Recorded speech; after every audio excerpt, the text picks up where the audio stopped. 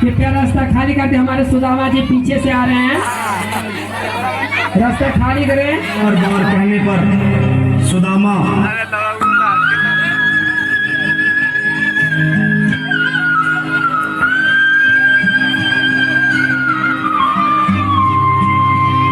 गरीबी से बुरा हाल, धर्मपत्नी के बार बार कहने पर सुदामा ना चाहते हुए अपने बचपन के मित्र कृष्ण से मिलने चला। द्वारकाधीश के महलों के अंदर जाने का प्रयास किया तो द्वारपालों ने रोका। अरे ब्राह्मण, किधर को जा रहे हो? जानते भी हो यह मार्ग किधर जा रहा है? यह मार्ग द्वारकाधीश श्री कृष्ण के महलों को जाता है। हे विप्र, तुम यहाँ कहाँ भटक रहे हो? ए भाई, जानता हूँ, ये मार्ग श्री कृष्ण के महलों को जाता है। मैं उनसे ही मिलने आया हूँ भाई। यह भी खूब रही, द्वारकाधीश से मिलने का यह कौन सा समय है? महाराज अभी दरबार में नहीं है। अरे पंडित जी, श्री कृष्ण अपने महल के शयन कक्ष में आराम कर रहे हैं।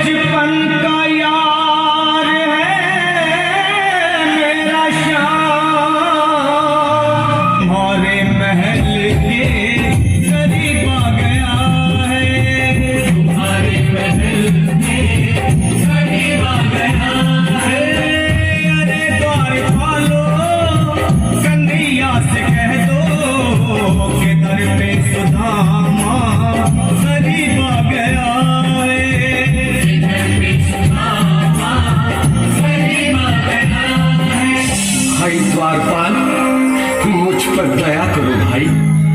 बस तुम जाकर कन्हैया को ये बता दो कि उनका बाल सखा सुदामा मिलने आया है।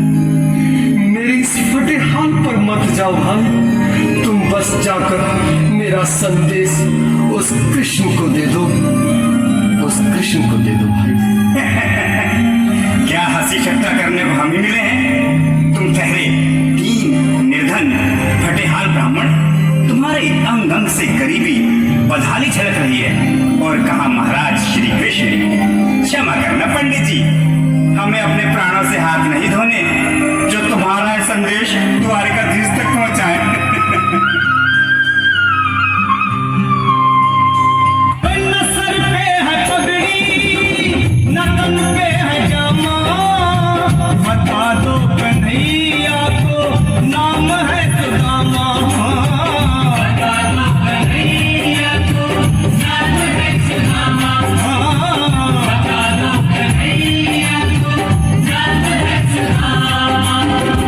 नसर पे है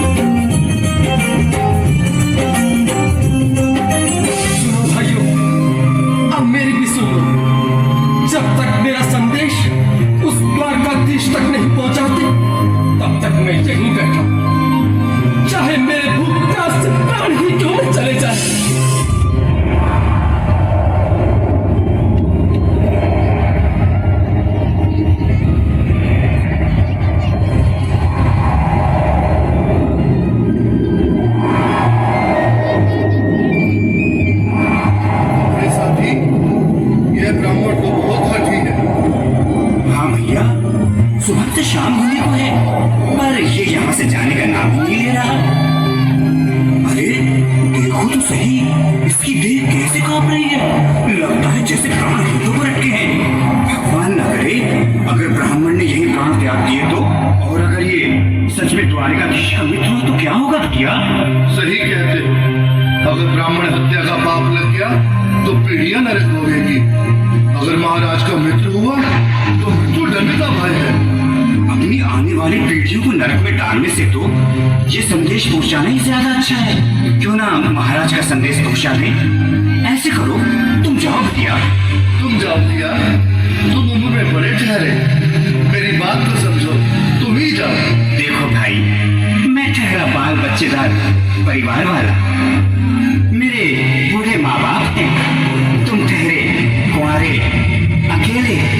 अच्छा, मैं ही जाता हूँ। बिल्कुल, थोड़ा थोड़ा रास्ता दे दे, बिल्कुल बीच में ही। मनोज सिंह जी, आज भी लीलाधारी के चेहरे पर मुस्कान है। लगता है जरूर कोई नई लीला रचने वाले हैं। द्वारकाधीश की जय हो। कहो द्वारपाल, इस समय कैसे आना हुआ? महाराज, क्षमा चाहता हूँ, पर कारण ही कुछ ऐसा है। द्वार पर एक ब्राह्मण स्वयं को रुक क्यों गए? आगे बोलो। द्वार पर एक गरीब ब्राह्मण स्वयं को आपका मित्र बताता है, आपसे मिलना चाहता है। अपना नाम सुदामा बताता है। सुदामा? क्या कहा? सुदामा? मेरा बाल सखा सुदामा? मेरे बचपन का मित्र सुदामा? सुदामा, मेरा मित्र सुदामा, सुदामा। नाथ, वस्त्र संभाले, चरण पादुका तो पहनिए। स्वामी, स्वामी, स्वामी, स्वामी, स्वामी,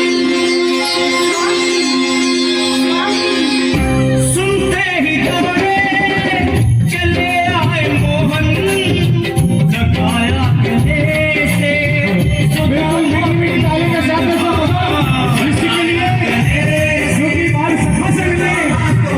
साक्षात कृष्ण भगवान आए हैं।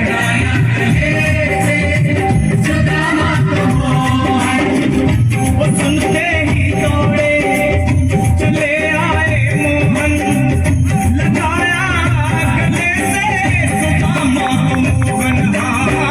बिल्कुल हाथ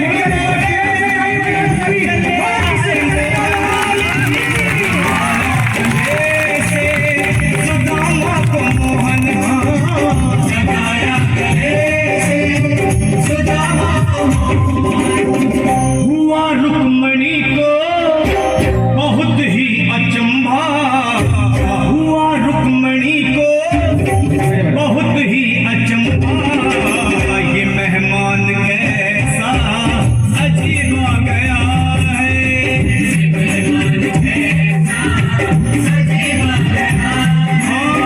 हुआ रुक्मणी को बहुत ही अचंभा, ये मेहमान कैसा अजीब आ गया है।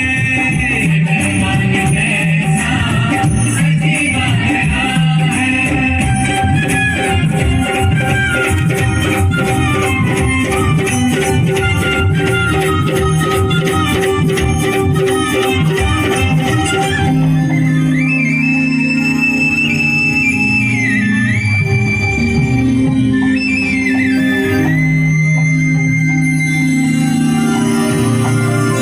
आओ सुदामा, आओ, चले आओ।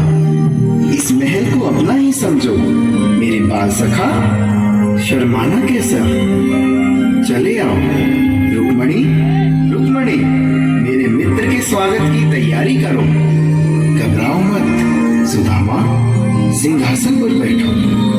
नहीं, नहीं, मैं आपके सिंहासन पर कभी नहीं महाराज।